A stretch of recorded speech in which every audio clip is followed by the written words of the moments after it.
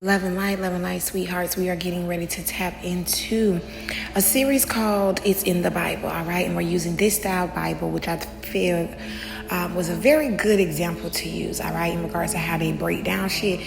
But we're going to start with 1 Samuel chapter 28. We're just going to read over it for now, let you give you time to let it sink in, and then we're going to make a part 2, maybe even make a series of us breaking down these energies of unlearning and relearning our past, present, and future.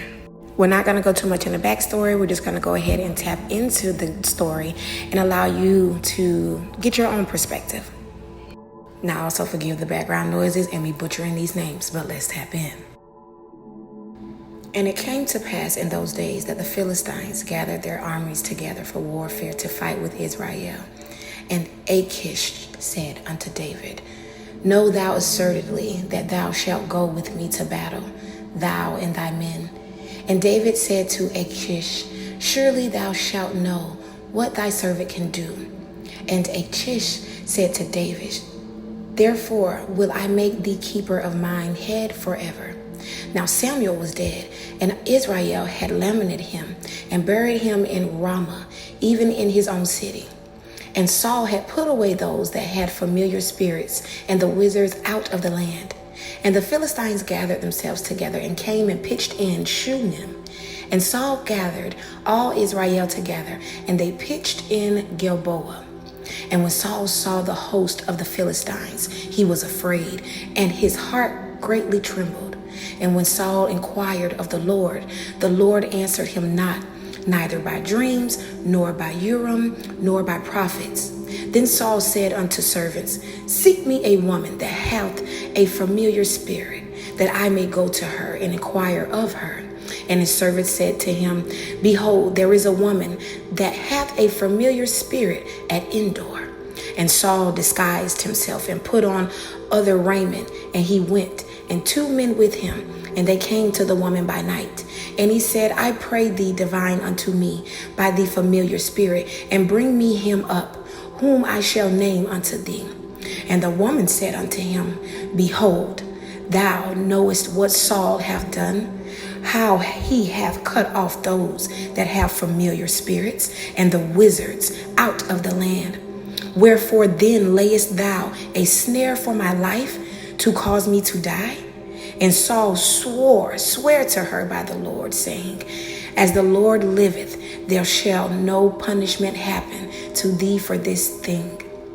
Then said the woman, Whom shall I bring up unto thee? And he said, Bring me up Samuel. And when the woman saw Samuel, she cried with a loud voice. And the woman spake to Saul, saying, Why hast thou deceived me? For thou art Saul. And the king said unto her, Be not afraid, for what sawest thou?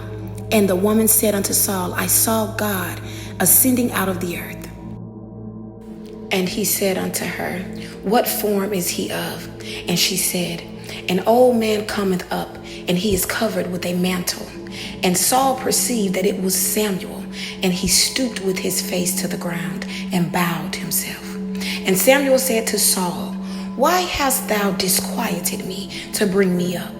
And Saul answered, I am sore distressed, for the Philistines make war against me, and God is departed from me, and answereth me no more, neither by prophets, nor by dreams. Therefore I have called thee, that thou mayest make known unto me what I shall do. Then said Samuel, Wherefore then doest thou ask of me, seeing the Lord is departed from thee, and is become thine enemy? And the Lord hath done to him as he hath spake by me, for the Lord hath rent the kingdom out of thine hand, and given it to thy neighbor, even to David, because thou obeyest not the voice of the Lord, nor executest his fierce wrath upon Amalek. Therefore hath the Lord done this thing unto thee this day. Moreover, the Lord will also deliver Israel with thee into the hand of the Philistines, and tomorrow shalt thou and thy sons be with me. The Lord also shall deliver the host of Israel into the hand of the Philistines. Then Saul fell straightway all along on the earth and was sore afraid because of the words of Samuel, and there was no strength in him, for he had eaten no bread all day nor all night. And when the woman came unto Saul and saw that he was sore troubled, and said unto him, Behold, thine handmaid hath obeyed thy voice, and I have put my life in thy hand, and have hearkened unto thy words which thou spakest unto me. Now therefore I pray thee, hearken thou also unto the voice of thine handmaid, and let me set a morsel of bread before thee, and eat, that thou mayest have strength when thou goest on thy way. But he refused and said, I will not eat. But his servants, together with the woman, compelled him, and he hearkened unto their voice. So he arose from the earth and sat upon the bed. And the woman had a fat calf in the house, and she hasted and killed it, and took flour and kneaded it, and did bake unleavened bread thereof. And she brought it before Saul and before his servants, and they did eat. Then they rose up and went away that night.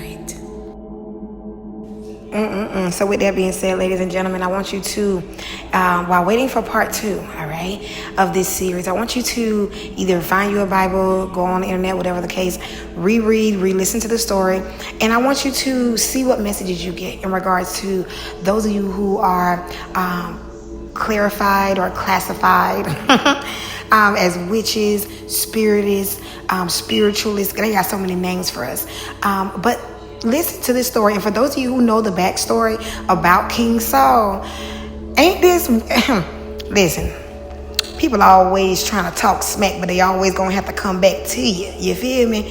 So with that being said, if you feel that, in the comments, drop your opinions in regards to your version of the story, especially for those who try to portray witches, or those who can tap into spiritual gifts and things and energies, right? As, you know, demonic or devil, like whatever the case, we're going to show them what they not seeing in their own shit. Type shit. But with that being said, I love you. I can't wait to do part 2. The part 2 is going to be basically my interpretation of it. Again, for those of you in the meantime, if you don't know the story, do the backstory.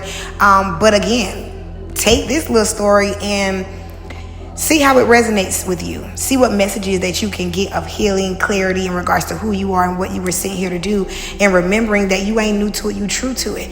And it's not what they call you, but what you answer to. And how important it is to not only know who you are, but being who you are. All right? Love you, babes. Love and light.